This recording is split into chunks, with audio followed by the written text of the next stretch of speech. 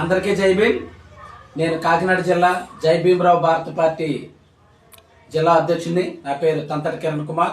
మా నాయకుడు జాడా శ్రావణ్ కుమార్. మరి ఈరోజు పరిస్థితులు చూస్తుంటే రాష్ట్రంలోని మరీ ముఖ్యంగా ఉండి నియోజకవర్గంలోని దళితులపై దాడులు, దళితులపై తప్పుడు కేసులు, దళితులు వెళ్లే చర్చిల్ని కూలగొట్టడం, దళిత గృహాలను కూలగొట్టడం చేసే ఏకైక వ్యక్తి రఘురామకృష్ణరాజు గారు. ఈయన డిప్యూటీ స్పీకరా లేకపోతే ఆర్ఎస్ఎస్ ఏజెంటా? ఆర్ఎస్ఎస్ ఏజెంట్ లాగా భయభ్రాంతులు గురి చేస్తూ దళితుల మీద దాడులు, తప్పుడు కేసులు పెట్టడం జరుగుతుంది. మొన్నటి రోజు మరి మాపేటలోని ఆకివీడు పెద్దపేటలోని మాకు ఒక అమ్మవారి గుడి ఉంది. అమ్మవారి గుడిలోని నేను రాముడి విగ్రహాలు పెడతానని వాళ్ళ భయభ్రాంతులు గురి చేసి ఆ గుడి దగ్గరికి వందల కారులోని 100 మంది పోలీసు బందోబస్తు పెట్టుకొని, సిఆర్పి పెట్టుకొని ఎందుకు వచ్చారండి మీరు? మా పేటలో ఉన్న గుడుగులకి మిమ్మల్ని ఏమైనా ఆహ్వానం పలికేమా? మిమ్మల్ని ఏమైనా రమ్మని మేము పిలిచేమా? మీరు ఎందుకు వచ్చారు? వచ్చి మా పేటల్లో ఉన్న దళితుల్ని మనోభావాలను దెబ్బతీస్తూ మరి జై భీమ్ అనే నినాదాన్ని అవహేళనగా మాట్లాడుతూ మా నాయకుల్ని సునీల్ కుమార్ని, శ్రావణ్ కుమార్ని, హర్ష్ కుమార్ని మరి మీరు అవహేళనగా మాట్లాడుతుంటే చూస్తూ ఊరుకోమంటారా రఘురామకృష్ణరాజు గారు? మీ మీద ఏదో పెద్ద ప్రమాదం జరిగిపోయిందని రాష్ట్ర డిప్యూటీ సీఎం పవన్ కళ్యాణ్, చంద్రబాబు నాయుడు గారు మరి మీకు వత్తాసు పాల్గొనడం ఎంతవరకు కరెక్ట్ అని మేము మిమ్మల్ని కూటమి ప్రభుత్వాన్ని ప్రశ్నించడం జరుగుతుంది. కోనసీమ జిల్లాలోని కొందనాపల్లి గ్రామంలో జరిగిన సంఘటనకి మీరెందుకు వాళ్ళకు బాసరాగా లేరు? ఎందుకు ఆ కుటుంబాలను పరామర్శించలేదు? ఎందుకు ఆ నియోజకవర్గాలు కానీ ఆ జిల్లాకు కానీ మీరు ఎందుకు వెళ్ళలేదని డిప్యూటీ సీఎం గారిని, మన సీఎం గారిని ప్రశ్నించడం జరుగుతుంది. ఉండు నియోజకవర్గంలోని సుమారు 16 చర్చలు కూలగొట్టారు.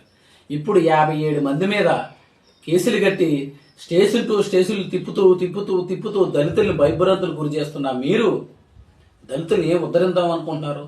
దళిత ఓట్లతో గద్దెనెక్కి దళితుల మీద ఇదే మీరు చేసే పనులు. దళితపేటలకు అభివృద్ధి కోసం వచ్చారా?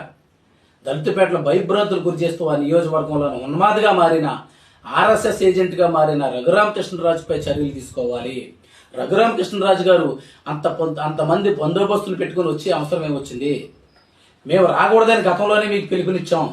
మా పేటలో కట్టడానికి కుదరదని పిలుపునిచ్చినప్పుడు మీరు ఎందుకు వచ్చారు? మీరు వచ్చి ఎందుకు భయభ్రాంతులు గురి చేశారు? లా అండ్ ఆర్డర్ ఇష్యూని మీరు బ్రేక్ చేసింది ఎవరండి? మా దళితులా? పోలీసులు చెప్పాలి. మా దళితులా? రఘురామకృష్ణరాజు గారు అహంకారంతో, పదవి ఉన్నదనే అహంకారంతో వచ్చి మా పేటలో మమ్మల్ని భయభ్రాంతులు గురి చేసింది రఘురామకృష్ణరాజు గారు. రఘురామకృష్ణరాజు గారి మీద కేసులు కట్టరు. మరి మా పేటలోకి వచ్చి అక్కడ ఉన్న కొంతమంది నాయకులు మా దళితుల మీద దాడులు చేసినప్పుడు, ఇరు వర్గాల మధ్య గొడవలు జరిగినప్పుడు ఎలాంటి కేసులు కట్టాలో మరి పోలీసులకి అర్థమవుతుందో లేదో మాకు అర్థం కాదు. మా రాష్ట్రంలోని మరి కొందనాపల్లిలో జరిగినప్పుడు వెంటనే స్టేషన్ బెయిల్ ఇచ్చేసారే. ఇక్కడ స్టేషన్ బెయిల్ ఇవ్వకుండా స్టేషన్ టు స్టేషన్ ఎందుకు తిప్పుతున్నారు? మరి ఇంకో వర్గం మీద కేసులు ఎందుకు కట్టలేదని మరి రాష్ట్ర ప్రభుత్వాన్ని, పోలీసు యంత్రాంగాన్ని కూడా ప్రశ్నించడం జరుగుతుంది. వన్ సైడ్గా మీరు మాత్రం ఖచ్చితంగా ఇదే విధానం పాటిస్తే దళితులందరూ ఉండి నియోజకవర్గం వచ్చే ప్రమాదం ఉంది. ఉండి నియోజకవర్గంలోని దళితులందరూ గర్జింతే మరి మీ పరిస్థితులు ఏంటో మీరు ఆలోచించుకోవాలని ప్రభుత్వాన్ని డిమాండ్ చేయడం జరుగుతుంది. ఇలాంటి పరిణామాలు రాష్ట్రంలో మాత్రం మీరు రిపీటెడ్గా చేస్తున్నారు. ఉండి నియోజకవర్గం శాసనసభ్యులు రఘురామకృష్ణరాజు గారు మా నాయకుల్ని అవహేళనగా మాట్లాడుతున్న మీ మీద ఉన్న కేసులు మీరు చూసుకోండి. మీ మీద ఉన్న తప్పుడు సంకేతాలు, ఏ బ్యాంకుల్లో రాబరీ చేస్తారో, ఏ బ్యాంకుల్లో డబ్బులు కాజేస్తారో అవన్నీ మీ అంతరాత్మ వదిలేస్తున్నాం. అది మా లీగల్ టీం, మా సార్లు చూసుకుంటారు, మా పెద్దవాళ్ళు చూసుకుంటారు. కానీ మీరు చేసే తప్పులు వదిలేసి మమ్మల్ని భయభ్రాంతులు గురి చేసే పద్ధతులు మాత్రం మానుకోవాలి. రఘురామకృష్ణరాజు గారి మీద ఖచ్చితంగా కేసు కట్టాలి.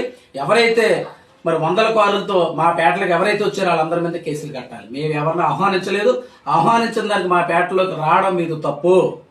వచ్చిన వాళ్ళు మా దళితుల మీద, మా నీలి జెండాను అవమానించడం తప్పు. ఈ రెండూ చేసిన మీ మీద ఈ రాష్ట్ర డిప్యూటీ సీఎం పవన్ కళ్యాణ్ గారు, చంద్రబాబు నాయుడు గారు వత్తాసు పలకడం చాలా బాధాకరం. రాష్ట్రంలో దళితులందరూ గమనిస్తున్నారు. దీని మీద తీవ్రమైన పరిణామాలు ఉంటాయని మరి హెచ్చరించడం జరుగుతుంది. మీకు వత్తాసు పలుకుతున్న మా దళితుల్లో ఉన్న నాయకులు కూడా చెప్తున్నాను, మీ జీవితాంతకాలం దళిత ద్రోహులుగా, దళిత బానిసలుగా మిగిలిపోతారే తప్ప సమాజానికి ఉపయోగపడింది ఏముండదు. మీ స్వార్థం కోసం బతికే మిమ్మల్ని ఏమని పిల్లలు కూడా నాకు కూడా అర్థం అవుతలేదు. రఘురామకృష్ణరాజు చేసింది తప్పని కొంతమంది ఖండిస్తుంటే దాన్ని భుజాన్ని వేసుకొని పలికే మీరు మరి మిమ్మల్ని ఏమనాలా? సన్నాసులు అనాలా, దద్దమ్మలు అనాలా, ద్రోహిలు అనాలా? అది మీ ఇంకిత జ్ఞానానికి వదిలేస్తున్నాం. ఖచ్చితంగా రఘురామకృష్ణరాజు గారి టీం మీద కేసు ఫైల్ చేయాలి. మా దళితుల్ని సుమోటోగా వాళ్ళు విడుదల చేయాలి. విడుదల చేయకపోతే జరగబో పరిణామాలకి ప్రభుత్వం బాధ్యత వహిస్తుందని మరి ప్రభుత్వాన్ని కూడా డిమాండ్ చేయడం జరుగుతుంది. జై భీమ్.